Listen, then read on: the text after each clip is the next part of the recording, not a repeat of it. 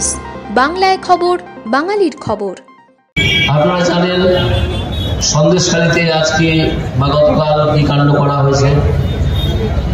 একটা জিনিস বুঝুন, সন্দেশখালীতে চলে এলাম হঠাৎ করে, কারণ এই কথাটা মনে পড়ে গেল, এটা বলা দরকার যে কিছু ফেক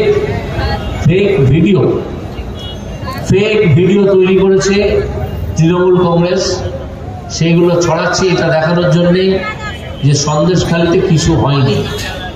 সন্দেশখালীতে কি কি হয়েছিল আমরা কি জানি? প্রথমে আমরা কি কি জেনেছিলাম?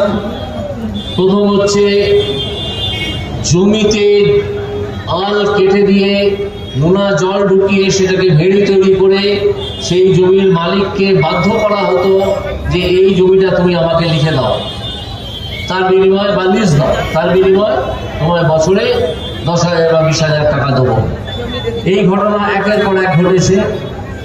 তারপরে এলো মহিলাদের শ্লীলতাহানি এবং পিঠে খাওয়ার কথা। এটা আপনারা নিশ্চয়ই জানেন যে পিঠে কিভাবে তৈরি করার জন্যে একটা পরিবারের তরুণী বা যুবতীকে তুলে নিয়ে যেত ওই শাহজাহান বাহিনী এবং তারপর তাদের ক্লাবে এবং তাদের পার্টি অফিসে নিগ্রহ করত। তারপর এলো শাহজাহান বাহিনীর আরো বিভিন্ন দুষ্কৃতির খবর। দেখা গেল বিজেপির 5 জন মানুষকে মেরে ফেলা হয়েছিল পোস্ট পোল ভায়োলেন্স বলে আমরা যাকে জানি। 2021 সালের নির্বাচনের পর সেই 5 জনের 3 জনের মৃতদেহ উদ্ধার করা গেছে। শাহজাহানের নাম সেই FIR এ আছে, কিন্তু 2 জনের মৃতদেহ আজও উদ্ধার করা যায়নি। এই যে সব কাজ যা তখন উঠে এলো, আপনারা নিশ্চয়ই টিভিতে দেখেছেন যে বিরাট সংখ্যক মহিলা হাতে লাঠি এবং ঝাঁটা নিয়ে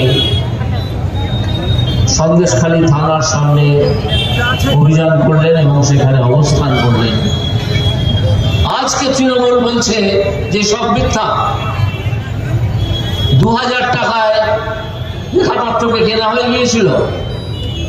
2000 টাকায় রেখাপত্রকে কেনা হয়েছিল। মমতা ব্যানার্জি, তুমি কত টাকায় বিক্রি হও? তোমার হাতে তো 8 লাখ টাকা গুঁজে দিলে একটা চাকরি দাও, তোমার হাতে 10 লাখ টাকা গুঁজে দেয় এবং দিয়ে রেশনকে হাওয়া করে দেয় অন্য দেশে। ভারতবর্ষেই থাকে না সে রেশন, তো তোমার 10 লাখ টাকা কেন? তুমি কেয়া শেঠকে দিয়ে মুখে পলিটিক্স করো, সেই জন্যে মেকআপ করে বেরো। আর রেখাপাত্র গরিব মানুষ, লোকের বাড়িতে কাজ করে খায়। আমাদের প্রার্থী মমতা ব্যানার্জির মতো সুন্দরী নন, একটু বেশি সুন্দরী, তো সেই জন্য রেখাপাত্রকে 2000 টাকায় কেনা যায়। একজন মহিলা আর একজন মহিলা সম্বন্ধে কি করে এই উক্তি করতে পারেন তা আমরা ভাবতেও পারি না।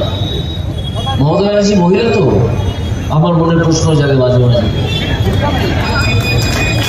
তো এই মমতা ব্যানার্জির দল এখন ফেক ভিডিও ছেড়েছে, কিন্তু তারা কি বলতে পারবেন যে এই যে হাজার হাজার মহিলার থানায় যে অভিযান, সেই অভিযানে হাজার হাজার যে মহিলা জড়ো হয়েছিলেন সবাই মিথ্যে টাকা নিয়ে গিয়েছিলেন, সবাইকে কিনে নিয়ে যাওয়া হয়েছিল। এটা কি একটা গণরোষ ছিল না? এটা গণরোষ ছিল। এবং এই যে ছবি আমরা টেলিভিশনে দেখেছিলাম যখন সন্দেশখালীতে আন্দোলন হচ্ছিল, যে হাজার হাজার মহিলা প্রতিদিন ঝ্যাঁটা এবং লাঠি নিয়ে থানার সামনে যাচ্ছে, এটাই সত্য। তোমার বানানো ভিডিও সত্য নয়। তুমি ভিডিও বানিয়েছ, বলছো জাল, বলছো ভাইরাল ভিডিও, ও ভাইরাল কাজ করার ভাইরাল। মানুষ জেনে গেছে যে তোমরা সন্দেশখালীতে কি করেছো।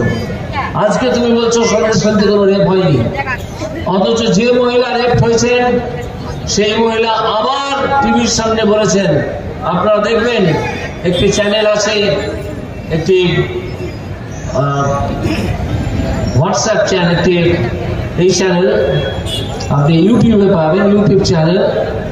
সেখানে দেখবেন সেই মহিলারা আবার ক্যামেরার সামনে দাঁড়িয়ে বলেছেন যে আমরা যে অভিযোগ করেছি সেই অভিযোগ সম্পূর্ণ সত্যি। মমতা আজকে কিছু লোককে বানিয়ে সামনে নিয়ে আসছে যে ইনি এই অভিযোগ করেছিলেন, তার সইয়ের সঙ্গে যিনি সই করেছিলেন সেই সই মিলছে না। কিন্তু পুলিশ এটা চাপতে চাইছে, তবে পারছে না, কারণ আমাদের এখানে সংবাদদাতারা অত্যন্ত বুদ্ধিমান এবং অত্যন্ত প্রখর চাতুর্যের পরিচয় দিচ্ছেন। সন্দেশখালী আমাদের প্রত্যেকের গায়ে লেগেছে, সারা ভারতবর্ষের উঠে গেছে যে সন্দেশখালী একটা জায়গা যেখানে মহিলাদের রাত্রির বেলা তুলে নিয়ে গিয়ে অত্যাচার করা হয়, যেখানে জমি এইভাবে দখল করা হয়। এই সন্দেশখালী কিভাবে আবিষ্কার হয়েছিল? আমাদের খবরগুলি নিয়মিত দেখতে চ্যানেলটি সাবস্ক্রাইব করুন এবং বেল আইকনটি ক্লিক করুন।